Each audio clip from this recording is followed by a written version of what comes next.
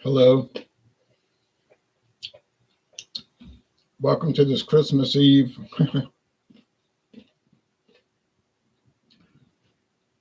taste challenge, afternoon taste challenge. I'm going to go watch the NFL highlights pretty soon. And some of the games, but well, I guess the Dallas and Miami game looks pretty good. But anyway, we have two Kentucky straight sour mash bourbon whiskey. So they're Kentucky straight bourbon. That means they're aged at least 2 years, got no coloring or flavoring added. And they're sour mash, meaning they use the sour mash method. All right, here is Henry McKenna bourbon whiskey. It says established 1855. There was a guy named Henry McKenna that started distilling in 1855, but this product really was introduced in 1961. So 106 years later, actually. Now, this is a pretty good price. I bought this for $9.99. You can actually get the handle, the big glass bottle, for cheaper per ounce if you shop around. Cheaper than that. So, yeah, it's now there is a 10-year aged. It's going to cost you a lot more than that. There's an essay on the back.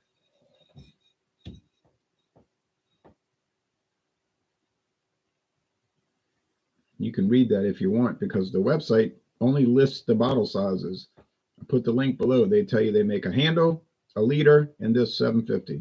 And you can see I don't have much left. But it's been doing all right. You know, it's been doing all right. No age statement. That means it's aged at least 4 years.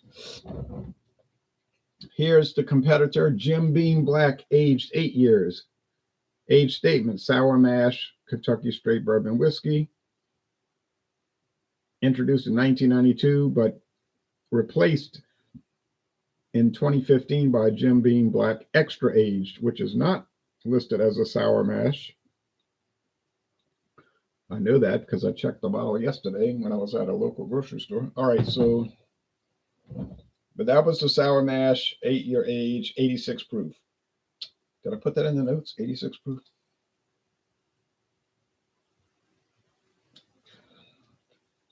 Yes. All right. Put some light on the subject.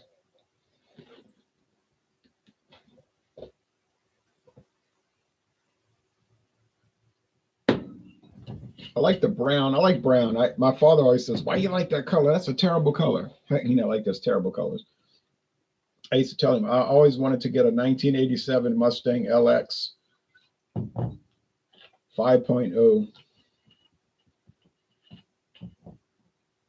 with the leather. With vinyl, brown vinyl interior, and a brown metallic exterior. They used to make I saw one of those one time in '87. It was 5.0 notchback, you know, not the hatchback. Brown metallic. And I was like, yeah, that would be the ultimate sleeper. Like everybody would say, who in the world would drive that grandma car?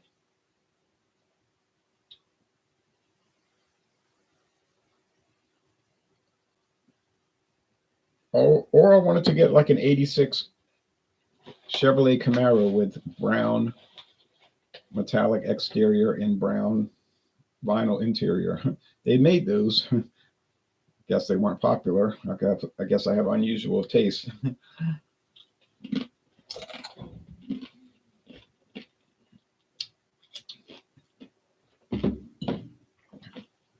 If you really wanted to get a strange Camaro in 1986, you could get a 4-cylinder, 2.5 liter Pontiac engine they put in it. They call the engine the Iron Duke.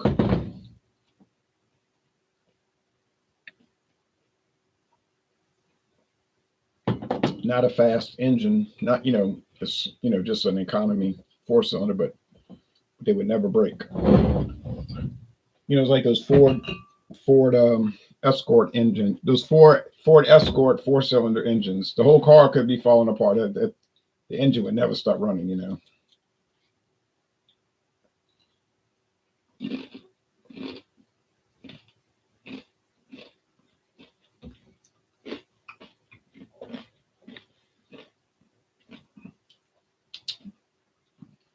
They would get 32 miles to the gallon every day.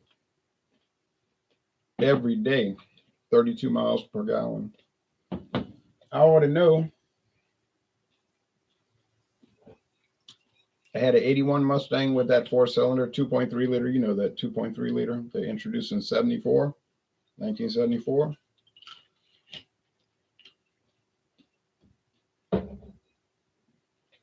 That thing would get 32 miles to the gallon every day. Same thing with the 89 and the 93. Now the 93 had more power because they did 2 spark plugs per cylinder. It was EFI, electronic fuel injection. It was the last year they made that engine in that car. Put the engine in that car. 93. I drove all over. I drove to Minnesota and that thing, and all over the country on road trips, and that thing would just run. It didn't run fast. It wasn't a performance car.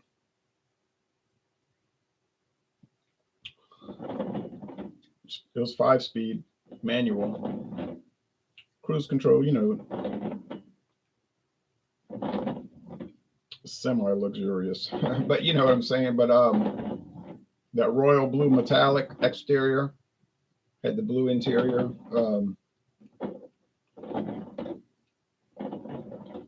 Had those brushed aluminum rims. Had the real wheels. It wasn't wheel covers. It was the nice rims on it. It was a nice looking car. I mean, that car was that was my favorite Mustang. That 93. That was my favorite. The 81 was close. That was a good one too. That fake brown wood dashboard, that they used to do in the 70s. It was quaint. But but I mean, that old Ford steering wheel. But I mean, car was all right. We just ride. All right. So Wayne says I had an 83 Mustang LX hatchback that was a light steel blue color. I remember those. I think 83 was the second year they had the LX. Didn't they introduce the LX in 82? They had one called the L. The L, not LX, not luxury extra, just L. Like probably stood for limited more than luxury. Limited. It was very limited, the L. I don't think too many people bought the L, but what did you buy? I bought a Mustang L. L. And then the 83, they had the real fancy one, the GLX. GLX. Remember those? GLX, the Grand Luxury. Those were really expensive. A lot of people didn't buy them. The LX was kind of like the mid-range. Sapporo made a new Merry Christmas. KSS. Same to you. 86 Lincoln Continental was too big. Yeah, they were not small. Some poor pregnant lady.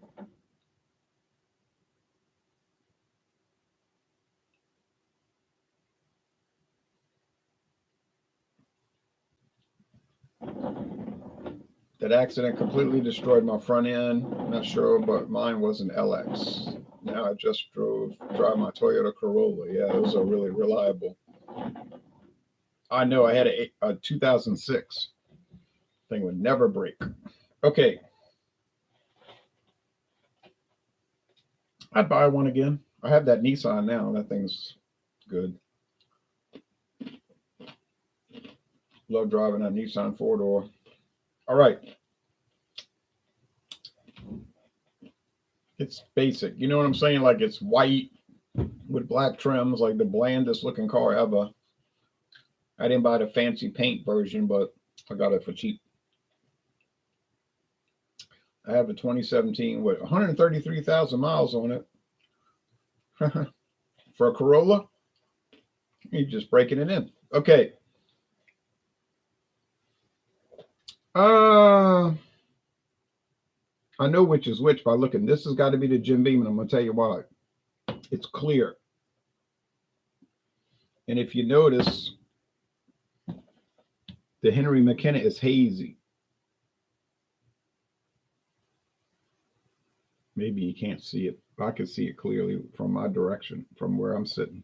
You see with these whiskeys, when they get low on the bottle, the last 10%, 20%, they'll start getting a haze on them, and you start seeing particulate matter. Because as much as they filter them, I think they have sediment. They have, it settles. And how many people are going to their whiskey bottles and shaking them every day? No, I don't think too many people. So they have, it's sediment in the bottle. Okay, I wish my Chevrolet Equinox was faster.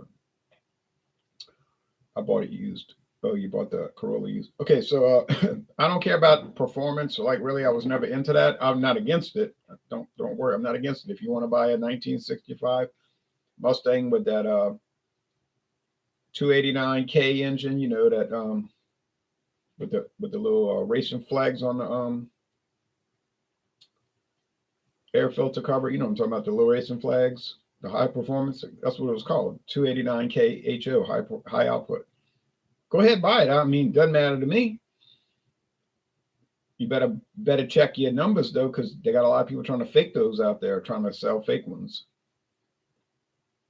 But there's ways to check. I mean, experts going to know if it's a fake. But those were really expensive even in 1965 because you had to get special. You couldn't just get. You had to get special suspension system, rear end transmission. You could not put that engine in a regular Mustang setup. It would destroy the car. But then Ford would not sell you that in a regular. You had to get special high performance tires that were very expensive. You could only put the best gas, Exxon, what they call that, the Tiger in your tank, Exxon Gold, or SO Gold, SO Gold back then. But, in 1965, they had people that were willing to do that. Not too many, but some. If you look at the history of Ford Mustang, most of the cars they ever made, Ford Mustangs, was just like regular, slow, what they call housewife cars. They would buy them because they looked pretty, but they would go shopping with it to the grocery store and get a 6-cylinder engine. They didn't want a fast one. They didn't care about that. Most women I know, I say, what kind of engine that has in it?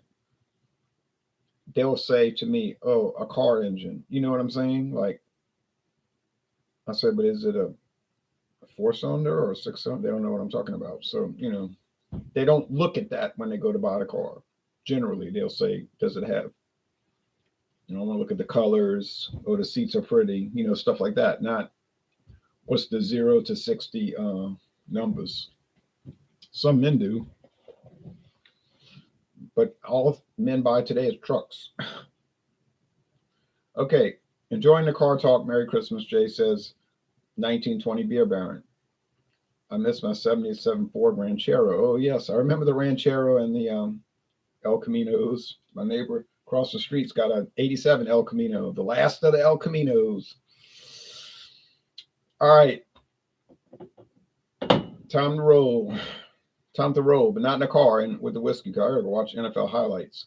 I got to do that, But I do watch them all. I watch every game's highlights.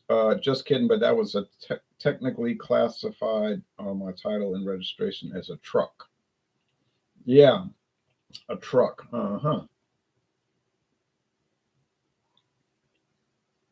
But not really a truck. Okay. A lot of men don't know much about cars nowadays. Men are not men anymore. It's not like the old days, But yeah, the El Camino is a truck. Yeah, Sure. Okay, let's go with the taste. Let's get off of that card. I started it though. I shouldn't say anything. I started it. But I was trying to make a point about the product, blah, blah, blah. Okay. Smell like sweet corn. Y'all think this is easy? You're wrong. It's not. This smells like sweet corn, maybe with some extra aging. I mean, we're looking at 4 years versus 8, because I know that Henry McKenna got to be 4 years, no age statement.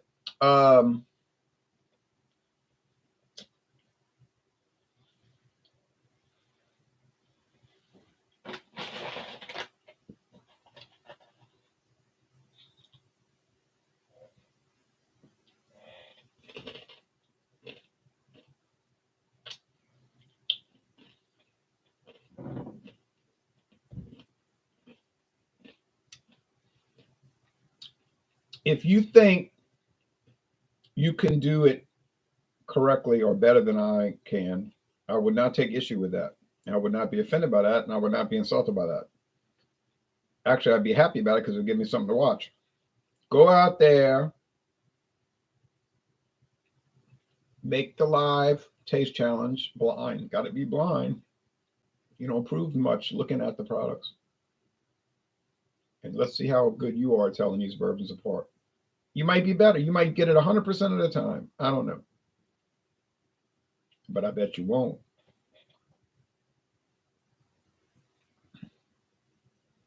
I don't really get a lot of criticism for these, honestly.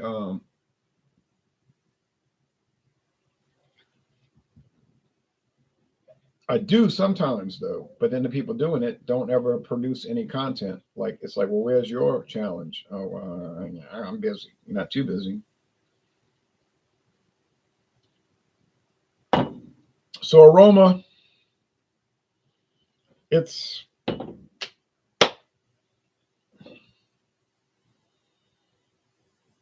wash. Jim Beam, Heaven Hill, big difference. Think it's a big difference? I'm thinking no, no, no, no, no. Some people think so. I'm saying not really. All right, taste time.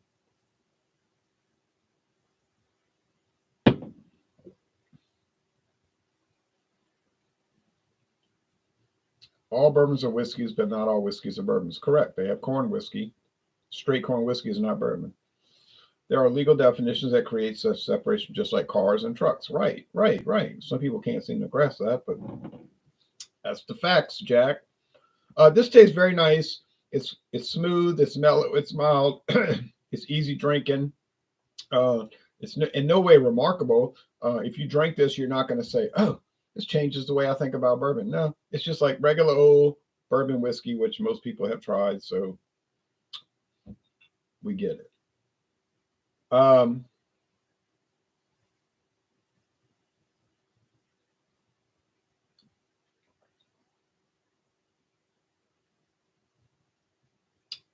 Anything offensive about this one? No, no, nothing.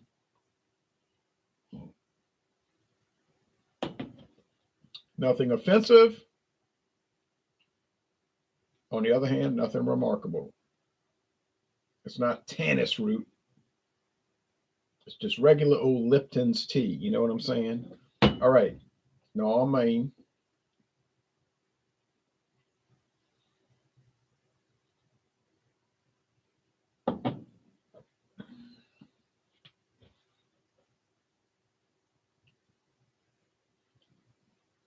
exactly the same story here. It's like literally, I'm drinking the same product. You say, oh, you're eating corn chips. That's the difference. That's got nothing to do with it because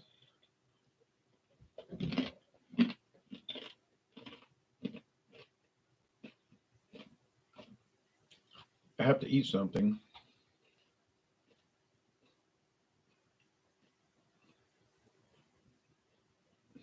Hector. Hello, Hector.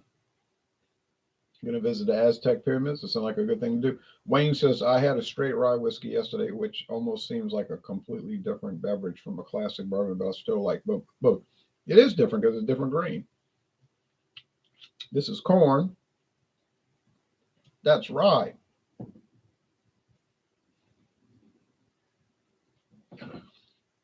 But look, I couldn't get it right 2 days straight, and I don't think I'm going to get it right tonight because they are just too similar. So why would I pay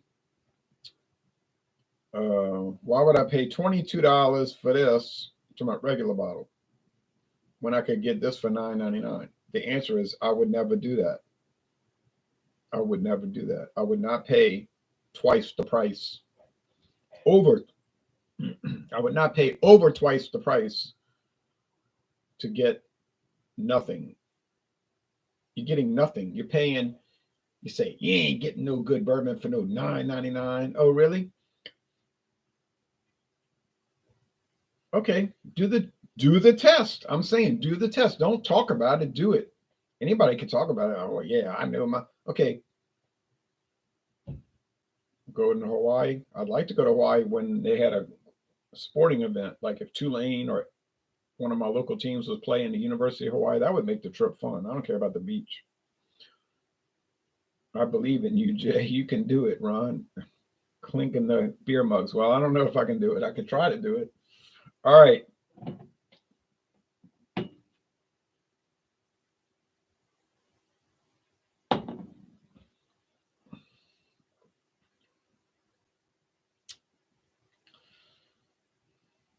I mean, maybe they're both sweet. They're really sugary sweet, but like a honey sweetness, no, though more than sugar, like sweet corn, but they're sweet. I mean, lived there for almost 8 years, and that was long enough in Hawaii for me. Yeah, I'll be glad to go. If I went for 3 days, I'd be ready to leave. No knock against Hawaii. I like to go. People say, "Oh, but all the mountains." I've seen mountains. I know what mountains look like. They're very nice. I'm very happy to see mountains. I'm not amazed by mountains. Just telling you the truth. When I went to Spain and Gibraltar and Spanish Africa, they had mountains everywhere I looked. And they look just like the other mountains I've seen. And I was very happy to see them, but it's like these bourbons is like the same thing. It's like it's always the same thing. It's like, okay, I get it. Okay, you vape, I get it.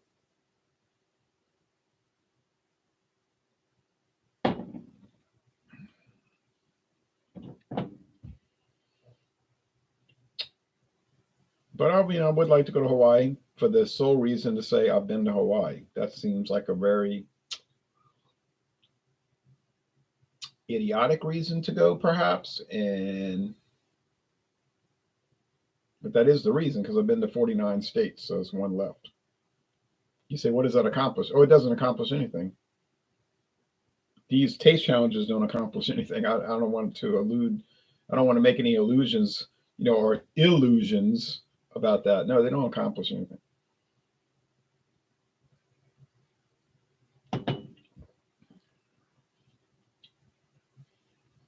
They're simply for entertainment purposes, and should not be taken seriously.